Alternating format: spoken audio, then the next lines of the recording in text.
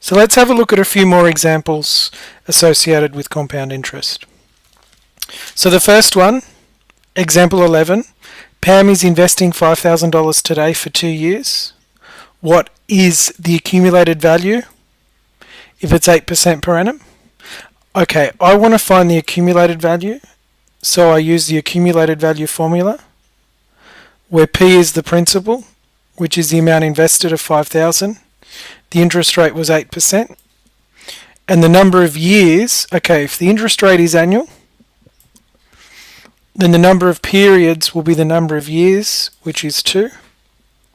I put it into my formula, and I get 5,832.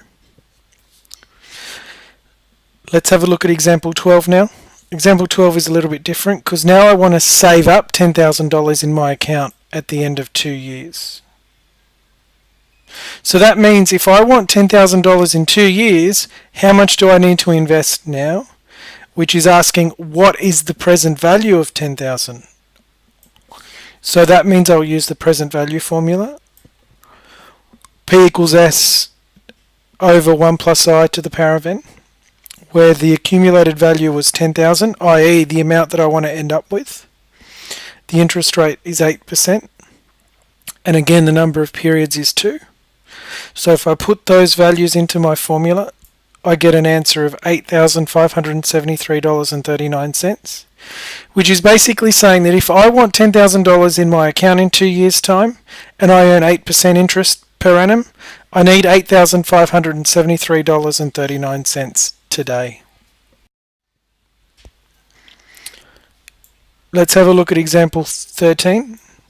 If I deposit $1,000 into a bank account for 4 years and interest is 6% per annum compounding monthly, how much will I save up? Well, this is asking me for an accumulated value.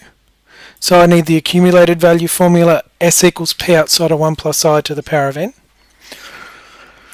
The amount invested is 1,000, but now let's be careful. This is 6% per year, but it's compounding monthly.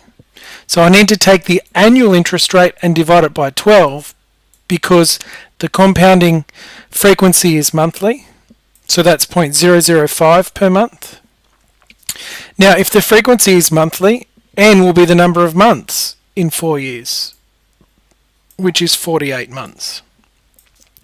If I put that into my formula, I get S equals 1,000 multiplied by 1.005 to the power of 48, which gives me $1,270.49.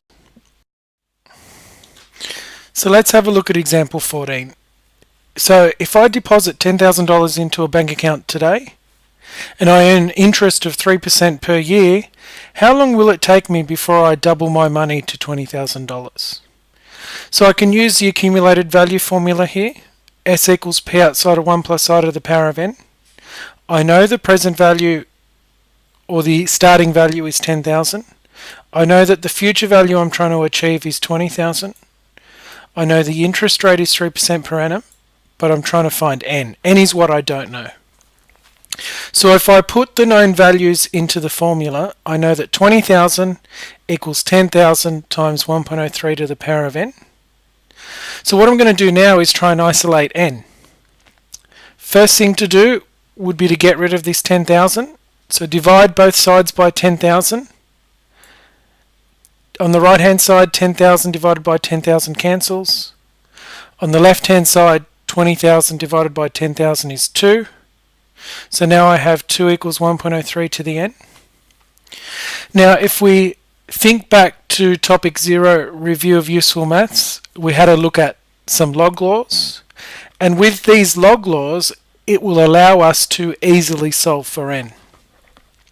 So if I take logs of both sides, and all I do is just write log on the left hand side and log on the right hand side, and we can think of log just as a function on our calculator, then what it allows me to do is that 1.03 to the power of n, it allows me to bring it to the front. So on the next line you'll see log 2 will equal n times log 1.03, and I can do that because I've taken the log of both sides, and one of the log laws allows me to bring the n to the front. Now if I divide both sides by log 1.03, on the right hand side the log 1.03's cancel because it's log 1.03 divided by log 1.03, and on the left hand side I'm left with log 2 divided by log 1.03. So now n will equal log 2 divided by log 1.03, and if I put that into my calculator and I just take log of 2 divided by log of 1.03, I get 23.44.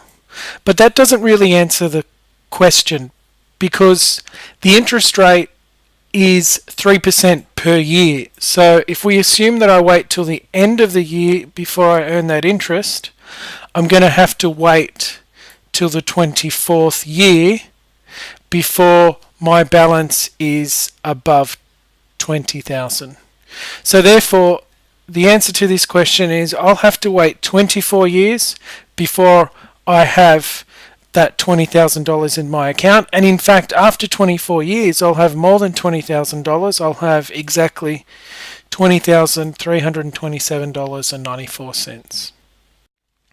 So let's have a look at example 15 now. So in example 14, we calculated n, the number of time periods.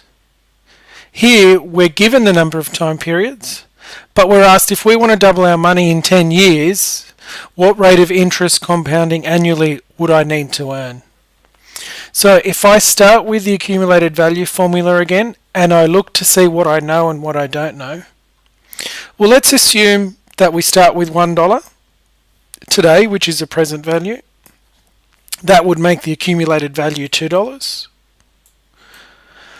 I know that there are 10 time periods, or 10 years, and I've been asked to calculate I. So that would mean that 2 equals 1 multiplied by 1 plus I to the power of 10.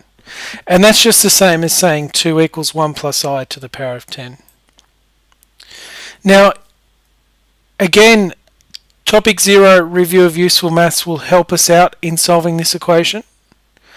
And what I need to do is isolate the I, because that's what I'm trying to find. And I want to get rid of that power of 10.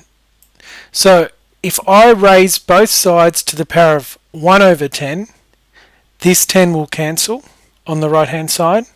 And on the left hand side, I'll be left with 2 to the power of 1 over 10.